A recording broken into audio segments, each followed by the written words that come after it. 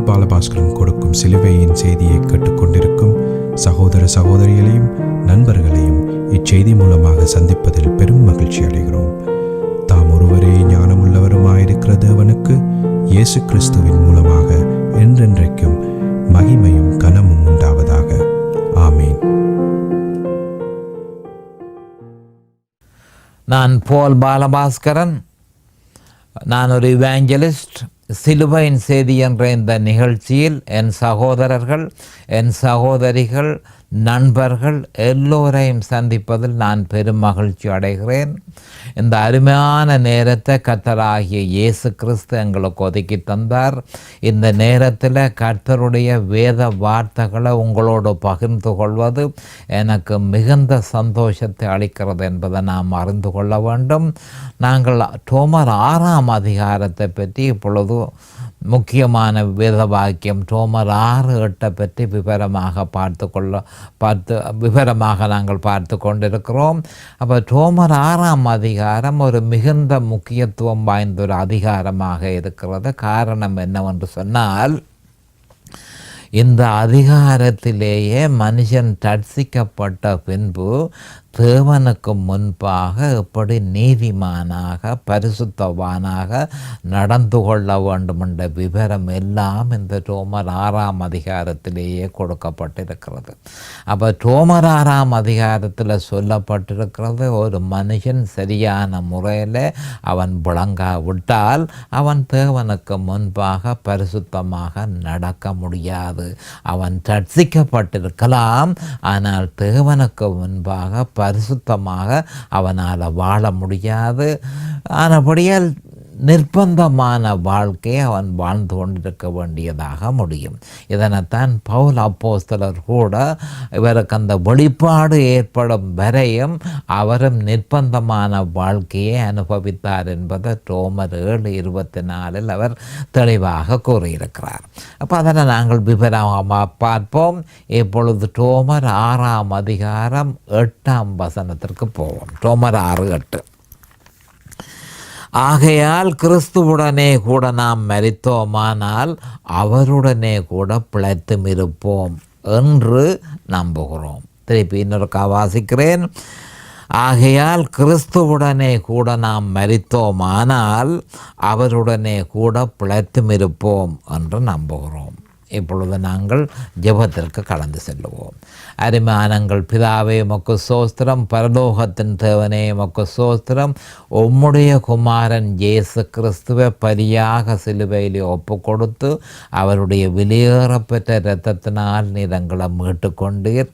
உம்முடைய குமாரன் சிலுவையில் செய்து முடித்த நீதியை தேவரீர் எங்கள் மீது சுமத்தி இருக்கிறீர். அந்த நீதியின் மூலம் உமக்கு முன்பாக வாழக்கூடிய பாக்கியத்தை தேவரீர் எங்களுக்கு தந்திருக்கிறீர். நாங்கள் பாவத்துக்கு மரித்து எங்கள் கர்த்தராகிய இயேசு கிறிஸ்துவுக்குள் தேவனுக்கென்று நாங்கள் பிழைத்திருக்கிறோம்.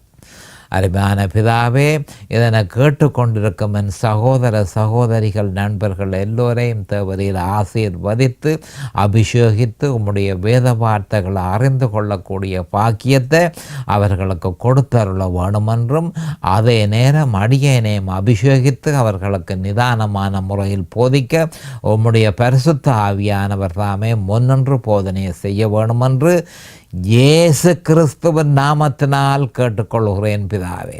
ஆமேன் and amen and amen. Hallelujah, hallelujah, hallelujah. Thank you Jesus. Praise the Lord, praise the Lord, praise the Lord. Hallelujah, hallelujah to the Lamb of God. அப்போ கடைசியாக நான் குறிப்பாக பிந்தின ஆதாமை பற்றி உங்களுக்கு சொல்லி கொண்டிருந்தது எனக்கு ஞாபகமாக இருக்கிறது. முந்தின ஆதாம் தவறு செய்தான். முந்தின ஆதாம் தேவனுக்கு கீழ்ப்படியாதிருந்தான். அப்போ முந்தின ஆதாம் கீழ்ப்படியாமல் இருந்து தேவனுக்கு எதிராக பாவம் செய்தான். பிந்தின ஆதாமோ தேவனுக்கு கீழ்ப்படிந்து அவருக்கு எதிராக அவர் பாவம் செய்யவில்லை. அப்போ இவைகள் யாவையும் அவர் எப்படி செய்து முடித்தார் என்று சொன்னால், பிந்தின ஆதாம் தேவன் மனுஷனாக இறங்கி வந்தவர். அப்போ மனுஷனாகவே இவற்றை செய்து முடித்தார் என்பதை நாம் அறிந்து கொள்ள வேண்டும். மனுஷனான இயேசு கிறிஸ்துவையே பவுல் அப்போஸ்தலர் ரெண்டாம் மனிதனென இங்கே குறிப்பிட்டிருக்கிறார். நாம் எல்லாரும் ஆவாமுக்குள்ளே இருந்தபடியினால் கவனமாக அறிந்து கொள்ள வேண்டிய விஷயம், நாம் எல்லோரும் ஆவாமுக்குள் இருந்தபடியினால் அவன் மரிக்கும் பொழுது அவனுக்குள் இருந்த நாமும் அவனோட கூட மரித்தோம் என்பதை நாம் தெளிவாக அறிந்து கொள்ள வேணும். மரித்தோம் என்று சொன்னால் அதனுடைய பொருள் செப்பரேஷன், தேவனை விட்டு பிரிந்திருந்தோம். ஆவாம் தேவனுக்கு கீழ்ப்படியாமல் பாவம் செய்து அவன் மரித்தான். அவனுக்குள் இருந்த நாமும் அவனோடு கூட மரித்தோம், தேவனை விட்டு பிரிந்தோம் என்பதை நாம் அறிந்து கொள்ள வேணும். அது ஆவிக்குரிய மரணம் என்பதை அறிந்து கொள்ள வேண்டும். அப்போ தேவனை விட்டு பிரிந்திருப்பதே அந்த ஆவிக்குரிய மரணம். ஆனால் கிறிஸ்துவில் நாம் எல்லாரும் பிழைத்திருக்கிறோம் என்று சொல்லப்பட்டிருக்கிறது. இது பற்றி பவுல் அப்போஸ்தலர் ரோமர் 5:19 சொல்லப்பட்டிருப்பதை நாங்கள் பார்ப்போம். அன்றையும் ஒரே மனுஷனுடைய கீழ்ப்படியாமையினாலே அநேகர் பாவிகளாக்கப்பட்டது போல, சுருக்கமாக மனுஷகுலமே பாவிகளாக்கப்பட்டது போல இயேசு கிறிஸ்துவை தவிர மனுஷகுலம் முழுக்க பாவிகளாக்கப்பட்டது ஒரே மனுஷனுடைய கீழ்ப்படியாமையினாலே. முந்தின ஆதாமனுடைய கீழ்ப்படியாமையினாலே முழு மனுஷகுலமும் பாவிகளாக்கப்பட்டார்கள் ஒருவருடைய கீழ்ப்படிதனாலே. அப்பார் அந்த ஒருவர் பிந்தின ஆதாமாகிய இயேசு கிறிஸ்து. அப்போ பிந்தின ஆதாமாகிய இயேசு கிறிஸ்துவனுடைய கீழ்ப்படிதலினால அநேகர் நீதிமானாக்கப்பட்டார்கள் என்று சொல்லப்பட்டிருக்கிறது. அப்போ சிலுவையில் இயேசு கிறிஸ்து மரித்த உடனே தேவனுடைய மனதில் அவர் நிஜமாக நாம் மரிக்க வேண்டிய இடத்திலேயே அவர் மரித்தார் என்று சொல்லி அவர் பார்க்கிறார். கவனமாக கேட்டுக்கொள்ளுங்கள். அப்போ சிலுவையில் இயேசு கிறிஸ்து மரித்த உடனே அவர் நிஜமாக நாம் மரிக்க வேண்டிய இடத்திலேயே அவர் மரித்தார் என்று சொல்லி தேவன் பார்க்கிறார். அப்போ அவர் சிலுவையில் மரித்தார், அதனுடைய அர்த்தம் நாமும் சிலுவையில் மரித்தோம். அப்போ நம்மை தேவன் சிலுவையில் மரித்திருப்பதாக பார்க்கிறார். விவரமாக இனி கவனமாக நாங்கள் அறிந்து கொள்ள வேண்டும். சிலுவையில் இயேசு கிறிஸ்து, திருப்பி இன்னொரு சொல்லுகிறேன், சிலுவையில் இயேசு கிறிஸ்து மரித்த உடனே அவர் நிஜமாக நாம் மரிக்க வேண்டிய இடத்திலே மரித்தார் என்று தேவன் பார்க்கிறார். அப்போ நாம் மரிக்க வேண்டிய இடம் என்ன? சிலுவையில் நாம் மரிக்க வேண்டும். அப்போ சிலுவையில் மரிக்கிறதானால ஒரு பிரயோசனம் ஏற்பட போகிறதில்லை. பாவிகளாக பிறந்த மனுஷர்கள் தங்களுக்கு விடுதலையை காண முடியாது. அப்போ அவர்களுக்காக தேவன் மனுஷனாக சிலுவையில் மரித்தார். அவர் மரித்ததை தேவன் மனுஷன் சிலுவையில் மரித்தான் என அவர் பார்க்கிறார். அப்போ இதன் பொருள் என்ன மாதிரி என்று சொன்னால், பாவியான மனுஷன் தன்னுடைய அவன் என்ன செய்ய வேணும்? பாவியான மனுஷன் விசுவாசத்தின் மூலமாகத்தான் இயேசு கிறிஸ்து சிலுவையில் செய்து முடித்த சகல நன்மையையும் பெற்றுக்கொள்ள வேண்டும். அப்போ விசுவாசத்தை பாவியான மனுஷன் வெளிப்படுத்தும் பொழுது அவன் ரட்சிக்கப்பட்டது மட்டுமல்ல, தேவனுடைய மனதில் அவன் கிறிஸ்துவில் வைக்கப்பட்டிருக்கிறான் என்றே அவர் பார்க்கிறார் என்பதை நாம் அறிந்து கொள்ள வேண்டும். இதனையே கிறிஸ்துவுக்குள் ஞானஸ்நானம் என்று சொல்லுகிறோம். திருப்பி மறுபடியும் இதை நான் மிக முக்கியமான வசனம், அதாவது விசுவாசத்தின் மூலமே கிறிஸ்துவோடு மரிக்க முடியும், வேறு எந்த வழியாலும் நாம் மரிக்க முடியாதென்ற உண்மையை நாம் அறிந்து கொள்ள வேண்டும். அப்போ பாவியான மனுஷன் விசுவாசத்தை வெளிப்படுத்தின உடனே அவன் கிறிஸ்துவோட இணைந்தான் என்று சொல்லி தேவன் பார்க்கிறார். அப்போ கிறிஸ்து இருக்க வேண்டிய இடத்திலே அவன் இருக்கிறான் என்று சொல்லி தேவன் பார்க்கிறார். ஏன்? கிறிஸ்து மனுஷனுக்காகவே சிலுவைக்கு போனார். ஆனபடியால் கிறிஸ்து இருக்கிற இடத்துல மனுஷன் இருக்கிறான் என்று சொல்லி தேவன் பார்க்கிறார். இதைத்தான் நாங்கள் கிறிஸ்துவுக்குள் ஞானஸ்நானம் என்று சொல்லுகிறோம். இது விசுவாசத்தின் மூலமே சாத்தியப்படுகிறது. அது எப்படி என்றால், அவரை விசுவாசிப்பதன் மூலம் அவருடைய சரீரத்துக்குள் நாங்கள் இணைந்திருக்கிறோம். அது கிறிஸ்துவுக்குள் ஞானஸ்நானம் என்று சொல்லப்படுகிறது. விசுவாசிக்கிறதன் மூலம் அவருடைய மரணத்துக்குள் நாங்கள் ஒன்றாக இணைந்திருக்கிறோம். அதனை அவருடைய மரணத்துக்குள் ஞானஸ்நானம் என்று சொல்லப்படுகிறது. அப்போ பாவியான மனுஷன் விசுவாசத்தை வெளிப்படுத்தி அவருடைய சரீரத்தில் இணைந்து அவருடைய மரணத்திலேயும் அவன் பங்கு பெற்றுகிறான் என்பதை நாம் அறிந்து கொள்ள வேண்டும். அப்போ சுருக்கமாக அவருடைய மரணத்துக்குள் ஞானஸ்நானம் செய்யப்பட்டு மரணத்துக்குள்ள இணைந்து அவருடைய மரணத்துக்குள்ளாக்கும் ஞானஸ்நானத்தினாலே அவரோட கூட அடக்கம் பண்ணப்பட்டு அவரோடு கூட மரித்து திருப்பி இன்னொரு சொல்லுகிறோம். அதாவது கிறிஸ்துவோட இணைந்து கொண்டதன் மூலம் அவருடைய சரீரத்தில் இணைந்ததன் மூலம் விசுவாசத்தின் மூலம் அவருடைய சரீரத்தில் இணைந்து விசுவாசத்தின் மூலம் அவருடைய மரணத்தில் இணைந்து விசுவாசத்தின் மூலம் அவருடைய மரணத்துக்குள்ளாக்கும் ஞானஸ்நானத்தினாலே அவரோட கூட அடக்கம் பண்ணப்பட்டு அவருடனே கூட உயிர் தெழுந்து அவரில் நாங்கள் பிழைத்திருக்கிறோம் என்றே தேவன் பார்க்கிறார் என்ற உண்மையை நாம் அறிந்து கொள்ள வேண்டும். இதை பற்றிய விவரம் ரோமர் 6ஆம் அதிகாரம் 3ஆம் வசனத்திலிருந்து 4ஆம் வசனம் வரையும் தெளிவாக சொல்லப்பட்டிருக்கிறது. அது மட்டுமல்ல, இவைகள் யாவையும் நாம் விசுவாசத்தின் ஊடாகவே பெற்றுக்கொள்கிறோம். அப்போ எப்படி கிறிஸ்துவனுடைய சரீரத்தில் நாங்கள் இணைந்து கொண்டோம், எப்படி கிறிஸ்துவனுடைய மரணத்தில் நாங்கள் இணைந்து கொண்டோம், எப்படி கிறிஸ்துவனுடைய அடக்கத்துக்குள் நாங்கள் இணைந்து கொண்டோம், எப்படி கிறிஸ்துவனுடைய உயிர்த்தெழுதலில் நாங்கள் இணைந்து கொண்டோம், எப்படி அவரில் நாங்கள் பிழைத்திருக்கிறோம். இவ்வளவு விவரத்தையும் நாங்கள் விசுவாசத்தின் மூலமாகவே பாவியான மனுஷன் பெற்றுக்கொள்ள முடியுமே தவிர வேறு எந்த வழியாலும் அவன் பெற்றுக்கொள்ள முடியாது. தனக்காகவே இவைகள் எல்லாவற்றையும் அவர் வந்து செய்தார் என்று சொல்லி அவன் அடையாளம் காண வேண்டியதாக இருக்கிறது. அடையாளம் கண்டதை அவன் விசுவாசிக்க வேண்டியதாக இருக்கிறது. அடுத்ததாக, நாம் கிறிஸ்துவுடனே கூட மரித்தோமானால் என்று சொல்லி ரோமர் 6ஆம் அதிகாரம் 8ஆம் வசனத்தில் சொல்லப்பட்டிருக்கிறது. நாம் கிறிஸ்துவுடனே கூட மரித்தோமானால், நிச்சயமாக நாம் கிறிஸ்துவுடனே கூட மரித்தோம் என்று சொல்லி நாம் விசுவாசிக்கிறோம். அப்போ மரித்தோமானால் என்று சொன்னால் விசுவாசிக்காட்டி அது இல்லை. அப்போ கிறிஸ்துவுடனே கூட மரித்தோம் என்று சொன்னால் அதனுடைய அர்த்தம் என்ன? நாம் விசுவாசிக்கிறோம்.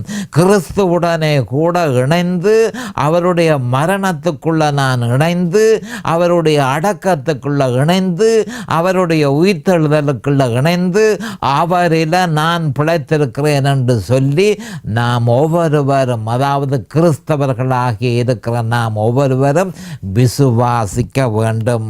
அப்படி விசுவாசிக்கும் பொழுது அந்த மரணத்தின் நன்மைகள் எல்லாவற்றையும் நாம் பெற்றுக்கொள்ள முடியும்.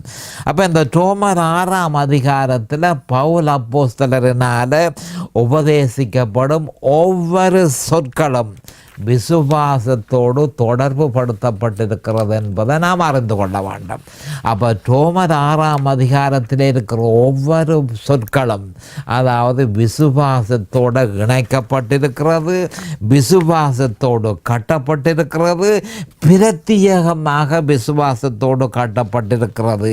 ஏனென்றால் வேறு எந்த வழியினாலும் இதனை செய்ய முடியாது என்பதை நாம் அறிந்து கொள்ள வேண்டும். அப்போ தேவன் மனுஷனிடத்தில் நீ ஏதாவது செய்ய வேணும் என்று கேட்டால், உதாரணமாக இதனை நீ செய்ய வேணும் என்று தேவன் மனுஷனிடத்தில் கேட்டால் மனுஷனாலே அதனை செய்ய முடியாது. அப்போ மனுஷனாலே அதை செய்ய முடியாதபடியினாலேயே தேவன் மனுஷனாக வந்து மனுஷனுக்காக எல்லாவற்றையும் செய்து முடித்தார். மனுஷனால் இதனை ஒன்றையும் செய்ய முடியாது. அப்போ மனுஷன் என்ன செய்ய வேணும்?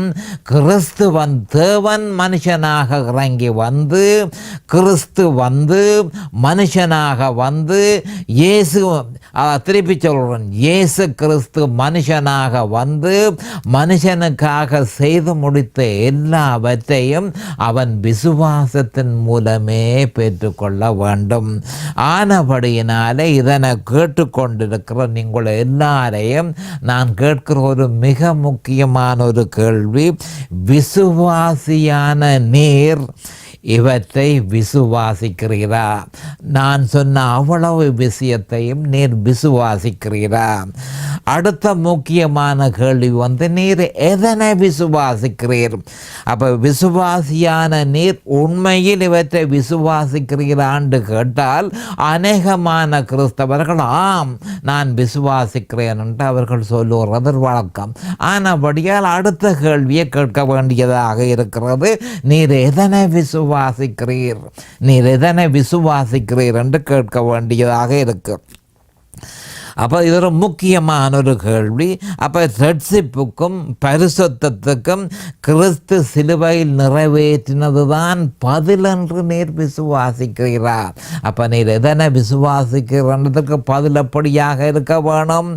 ரட்சிப்புக்கும் பரிசுத்தத்துக்கும் கிறிஸ்து சிலுவையில் நிறைவேற்றியது தான் பதில் என்று சொல்லி நீர் விசுவாசிக்க வேண்டும். அப்படி நீர் விசுவாசிக்கிறீரா? அடுத்த கேள்வி, அப்போ ஒரு விசுவாசி கர்த்தருக்கு முன்பாக வெற்றிகரமாக இந்த கிறிஸ்தவ வாழ்க்கையை நடத்துவதற்கு கிறிஸ்துவிலும் அவர் சிலுவையில் நிறைவேற்றியதிலும் பிரத்யேகமாக விசுவாசத்தை வெளிப்படுத்துவது தான் ஒரே ஒரு வழி என்பதை நீர் விசுவாசிக்கிறீரா? அப்போ இதை கேட்டுக்கொண்டு இருக்கிற நீர் இதனுடைய முழு நன்மைகளையும் பெற்றுக்கொள்ள வேண்டுமா இருந்தால் நீர் விசுவாசிக்க வேண்டும். அப்போ எப்படி விசுவாசிக்க வேண்டும்? அதாவது ரட்சிப்புக்கும் பரிசுத்தத்துக்கும் கிறிஸ்து சிலுவையில் நிறைவேற்றியது தான் பதில் என்று நீர் விசுவாசிக்க வேண்டும். வேறு ஒன்றும் கிடையாது. அது மட்டுமல்ல, கர்த்தருக்கு முன்பாக வெற்றிகரமாக ஜெயம் கொண்ட கிறிஸ்தவ வாழ்க்கையை வாழுகிறதற்கு அவர் கிறிஸ்து சிலுவையில் நிறைவேற்றியதில் பிரத்யேகமாக விசுவாசத்தை நீர் வைத்திருக்கிறீரா என்பது அடுத்த கேள்வியாக இருக்கிறது. இதுவே மிகப்பெரிய கேள்வி. அப்போ நான் இப்பொழுது கேட்ட கேள்வியும் அதன் பதிலும் வெளிப்படையாக ரோமர் 6ஆம் அதிகாரத்தின் முக்கியமான அம்சமாக இருக்கிறது என்பதை நாம் அறிந்து கொள்ள வேண்டும். அப்போ 4 கேள்வியை நீர் விசுவாசிக்கிறீரா? இதனை நீர் விசுவாசிக்கிறீரா?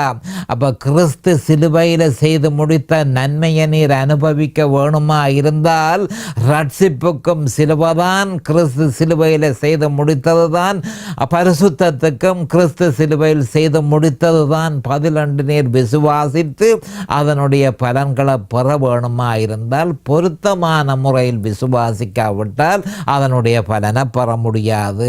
அப்போ இது பற்றிய விவரங்கள் எல்லாம் ரோமர் 6ஆம் அதிகாரத்தில் தெளிவாக கொடுக்கப்பட்டிருக்கிறது. அப்போ ரோமர் 6ஆம் அதிகாரத்தின் முக்கியமான அம்சம் என்ன? இப்பொழுது கேட்ட கேள்வி பதில் முழுக்க சகலதும் அதற்குள் அடங்கி இருக்கிறது என்பதை நாம் அறிந்து கொள்ள வேண்டும். இப்படி இருக்க கிறிஸ்துவிலும் சிலுவையிலும் உள்ள விசுவாசம் என்பதன் பொருள் என்ன என்பதை அநேகமான கிறிஸ்தவர்கள் கேட்பது வழக்கம். அதை பற்றி கொஞ்சம் விவரமாக பார்ப்போம். அப்போ நம்முடைய விசுவாசம் கிறிஸ்துவிலும் சிலுவையிலும் பிரத்தியேகமாக நங்கூரமிடப்படாவிட்டால் அந்த விசுவாசத்தை தேவன் கவனிப்பதில்லை. மறுபடியும் சொல்கிறேன், நம்முடைய விசுவாசம் கிறிஸ்துவிலும் சிலுவையிலும் பிரத்தியேகமாக நங்கூரமிடப்படாவிட்டால் அத்தகைய விசுவாசத்தை தேவன் ஒரு பொழுதும் கவனிப்பதில்லை என்பதை நாம் அறிந்து கொள்ள வேண்டும்.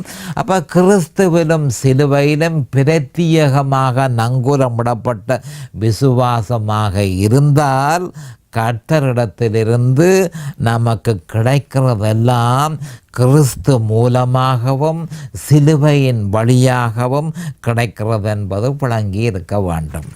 அப்போ நம்முடைய விசுவாசம் கிறிஸ்துவிலும் அவர் சிலுவையில் செய்து முடித்ததிலும் பிரத்தியேகமாக நங்கூரமிடப்பட்டிருந்தால் நமக்கு கிடைக்கும் சகலதும் கிறிஸ்து மூலமாகவும் சிலுவையின் வழியாகவுமே நமக்கு கிடைக்கிறது என்பதை நாம் தெளிவாக விளங்கியிருக்க வேண்டும். அது மட்டுமல்ல, அடிக்கடி நம்முடைய விசுவாசம் வேறொன்றுக்கு திரும்பாதபடிக்கு இந்த சத்தியத்தில் நிலைத்திருக்க வேண்டும். அப்போ விசுவாசத்தை பற்றி அநேக புஸ்தகங்கள், விசுவாசத்தை பற்றி அநேகமான பிரசங்கங்கள் விதிவிலக்கின்றி நம்முடைய விசுவாசம் வார்த்தையில் இருக்க வேண்டும் என்று தெளிவாக அவர்கள் சொல்கிறார்கள். நம்முடைய விசுவாசம் வார்த்தையில் இருக்க வேண்டும் என்று சொல்லி அநேகமான பிரசங்கங்களும் அநேகமான புஸ்தகங்களும் எழுதப்பட்டிருக்கிறத கிறிஸ்தவர்கள் அறிந்து கொள்ள முடியும். அது சரி, அதில் தவறு இல்லை. ஏனென்று சொன்னால் விசுவாசம் வார்த்தையில் இருக்க வேண்டும் என்பது சரியே. ஆனால் பிரச்சனை என்னவென்று சொன்னால் அநேகமான கிறிஸ்தவர்கள் வார்த்தையை அறியாதிருக்கிறார்கள். அப்போ நாம் அறிந்திருக்க வேண்டிய உண்மை என்னவென்றால், எது அதிகமாக சொல்லப்படுகிறதோ உண்மையில் அது எதனையும் சொல்லவில்லை என்பதை நாம் அறிந்து கொள்ள வேண்டும். அப்போ வார்த்தையில் விசுவாசம் இருக்க வேண்டும் என்றால் அதன் பொருள் என்ன? அதை சற்று விவரமாக பார்ப்போம். அதன் பொருள் தெளிவாக ஒரே வசனத்தில் யோவான் 8:32 சொல்லப்பட்டிருக்கிறது. சத்தியத்தை அறிவீர்கள், சத்தியம் உங்களை விடுதலையாக்கும். அப்போ தெளிவாக என்ன சொல்லப்பட்டிருக்கிறது? விசுவாசம் என்று சொல்லப்படும் பொழுது அதற்கு சரியான அர்த்தம் யோவான் 8:32 சொல்லப்பட்டிருக்கிறது. நீங்கள் சத்தியத்தை அறிய வேணும், அதுதான் விசுவாசம். சத்தியத்தை அறிவீர்கள், அந்த சத்தியம் உங்களை விடுதலையாக்கும். அப்போ வேத வார்த்தை சொல்லப்படுகிறதா? படுத்த கேள்வி, சத்தியம் என்றால் என்ன? சத்தியம் என்றால் என்ன என்று சொல்லப்பட்டிருக்கிறது. அதுக்கு நம்முடைய ஆண்டவராகிய இயேசு கிறிஸ்துவே சரியான பதிலை சொல்லியிருக்கிறார். மறுபடியும் இது பற்றி நான் தெளிவாக உங்களுக்கு சொல்ல வேண்டியதாக இருக்கிறது. விசுவாசம் என்றால் என்ன? நேரடியாக அதற்கு மறுமொழி, சத்தியத்தை அறிவீர்கள், சத்தியம் உங்களை விடுதலையாக்கும். அப்போ அடுத்த கேள்வி, சத்தியம் என்றால் என்ன? அப்போ சத்தியம் என்றால் என்ன என்பதற்கு பதில் நம்முடைய ஆண்டவராகிய இயேசு கிறிஸ்து யோவான் 14:6 தெளிவாக சொல்லியிருக்கிறார். சத்தியம் என்றால் என்னென்று அவர் சொல்லும் பொழுது, நானே வழியும் சத்தியமும் ஜீவனுமாக இருக்கிறேன், என்னாலே அல்லாமல் ஒருவனும் பிதாவினிடத்தில் வரான் என்று சொல்லி தெளிவாக சொல்லியிருக்கிறார். அதை இன்னும் கொஞ்சம் விவரமாக நாங்கள் பார்ப்போமானால், நானே அந்த வழியும், நானே அந்த சத்தியமும், நானே அந்த ஜீவனுமாயிருக்கிறேன். அப்போ சத்தியம் நான் வேறு ஒன்று இருக்கேடாது. நானே அந்த சத்தியம், நானே அந்த வழி, நானே அந்த ஜீவன் என்று சொல்லி தெளிவாக அங்கு சொல்லப்பட்டிருக்கிறது. ஏனென்று சொன்னால், கிரேக்க மொழியில் பார்க்கும் பொழுது தெளிவாக அப்படித்தான் சொல்லப்பட்டிருக்கிறது. ஆனால் நாங்கள் எங்களுடைய வேதாகமத்தில் நானே வழியும் சத்தியமும் ஜீவனுமாக இருக்கிறேன் என்று சொல்லுகிறோம். ஆனால் சரியான மொழிபெயர்ப்பை பார்க்கும் பொழுது நானே அந்த வழி, நானே அந்த சத்தியம், நானே அந்த ஜீவன் என்று சொல்லி ஆண்டவர் சொல்லியிருக்கிறார். அப்போ நாங்கள் அப்போ சத்தியம் என்றால் என்னன்றதை இன்னும் கொஞ்சம் விவரமாக நாங்கள் பார்ப்போம். இன்னும் கொஞ்சம் விவரமாக ஆண்டவர் சொல்லியிருக்கிறார், நான் தான் சத்தியம், வேறு ஒரு சத்தியமும் இல்லை. அப்படியா இருந்தால் அதை பற்றி இன்னும் கொஞ்சம் விவரமாக அறிய வேண்டியதாக இருந்தால் வேதாகமத்தின் கதை இயேசு கிறிஸ்துவை பற்றிய கதை என்பதை முதலாவதாக அறிந்து கொள்ள வேண்டும். வேதாகமத்தில் சொல்லப்பட்டிருக்கிறதெல்லாம் இயேசு கிறிஸ்துவை பற்றியதே என்பதை நாம் ஒவ்வொரு கிறிஸ்தவர்களும் அதை அறிந்தால்தான் சத்தியம் என்றால் என்ன என்பதை மனுஷன் அறிந்து கொள்ள முடியும். அடுத்தது வார்த்தைதான் தேவன் என்பதை மனுஷன் அறிந்து கொள்ள வேண்டும். யோவான் 1:1 அப்படி சொல்லப்பட்டிருக்கிறது.